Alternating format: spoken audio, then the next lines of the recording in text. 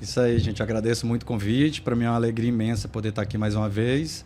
E uma honra, né, poder contribuir aí com o público de vocês, né? Que é isso, cara. Seja bem-vindo. A honra é a nossa, igual o Anderson falou aqui, né, cara? Sua entrevista foi a segunda entrevista pra gente. A gente já tá beirando aí quase 3 anos, né? O tempo passa rápido, né, cara? Rápido demais. Pô. E a gente tá aqui de novo para bater esse papo, então fica à vontade, sinta-se em casa, viu? Espero que você curta. Para mim é uma alegria, com certeza. E a gente vai falar bastante aqui. Ô, Anderson, acho que não rola pedir para ele falar de novo. Na verdade, ele pode até fazer um resuminho. Boa. Um resumo rápido, né? Vamos fazer o seguinte, vou pedir para você fazer um resumo rápido aí de como é que você começou, de sua história, contar a sua história rapidinho, porque de repente quem está assistindo a gente agora e ainda não viu, aproveita e já faz um resumão. Porque muita gente não te conhece, Dani. Perfeito. Então aí você fala só a sua formação. Perfeito. Né? E por que você entrou nesse mundo louco? Vamos lá. Meu nome é Daniel Sardenberg Moncorvo, tenho 35 anos, né? Sou natural de Vitória, Espírito Santo. E trabalho atualmente sou engenheiro civil, né, de formação, e trabalho no Tribunal de Contas do Estado de São Paulo como auditor de controle externo. Agora, por que eu fui fazer concurso? É uma trajetória assim. Na realidade, eu tive contato com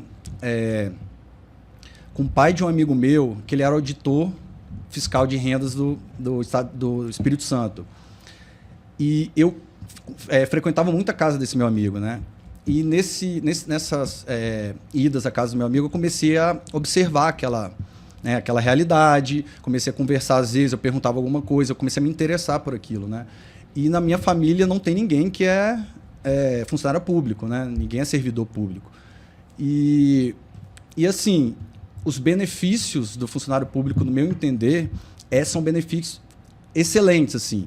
É uma coisa assim, principalmente porque o Brasil é um país muito instável. Sim. Então, assim, uma hora a economia está boa. Eu sou engenheiro civil. Há um tempo atrás, o engenheiro civil estava numa posição excelente. De uma hora para outra, o mercado caiu e... A crise de 2008, né? Então, assim, existe essa instabilidade. Então, o serviço público foi uma visão que eu tive de me proporcionar uma estabilidade e poder construir minha vida a partir daí. Então, quando eu tomei a decisão, foi baseado um pouco nesse pai do amigo meu que eu convivi um pouco, e essa questão da estabilidade, de você ter uma qualidade de vida muito adequada, sabe? Então foi isso basicamente, né? Minha decisão foi baseada numa qualidade de vida boa que a gente enxerga no serviço público, né? Ô Dani, então a partir daí, porque assim, depois da sua entrevista, nós entrevistamos aqui dezenas de pessoas, né? Chegamos a centena, inclusive. E aí a gente entrevistou especificamente aqui o Hector Kenzo, é um japonês que lá da Receita Federal, e ele falou na época que quando ele falou, assemelhou muito a você, que eu achei. Ele falou assim: Anderson, eu resolvi queimar os barcos. Eu fui até o meio do rio, queimei os barcos, não tem mais volta. E aparentemente você fez isso, não fez? Sim, positivo. Na verdade, quando eu me propus a estudar para concurso, para mim era assim, eu me propus ir até o final.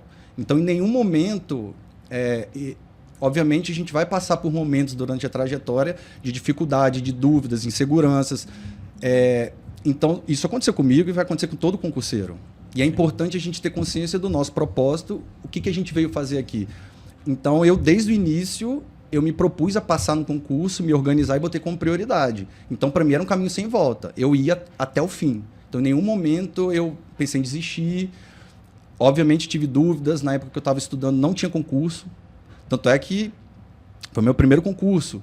Então, assim, não tinha concurso. Durante o período que eu estudei, praticamente teve 2 concursos. Um logo no início, quando eu comecei a estudar, e teve um que eu tive até a oportunidade de fazer, mas, enfim, acabei não optando por fazer pelas condições. Não era um lugar... de Roraima lá? Era de Roraima. Eu até pensei por experiência, mas tinha questão da distância, custo alto. Eu também não tinha vontade de morar lá, né, pela questão da distância, longe... Enfim, né, tinha a realidade longe da família, dos amigos. Então, eu acabei optando por não ir mesmo, né? E depois teve o Tribunal de Contas, que eu acabei...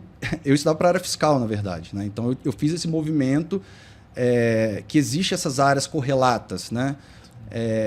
Que você consegue, se você tiver... Minha visão, se você tiver num nível de excelência numa área e não tiver vindo concurso da sua área, você pode migrar para uma outra área que é considerada área correlata. Então, é possível essa migração, né? Obviamente com estratégia, mas...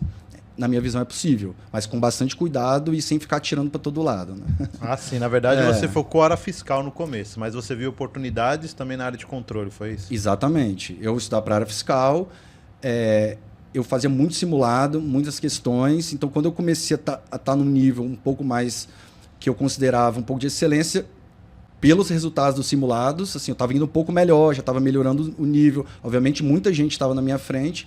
E eu vi que muita gente que estava na minha frente também estava passando nos melhores concursos, né?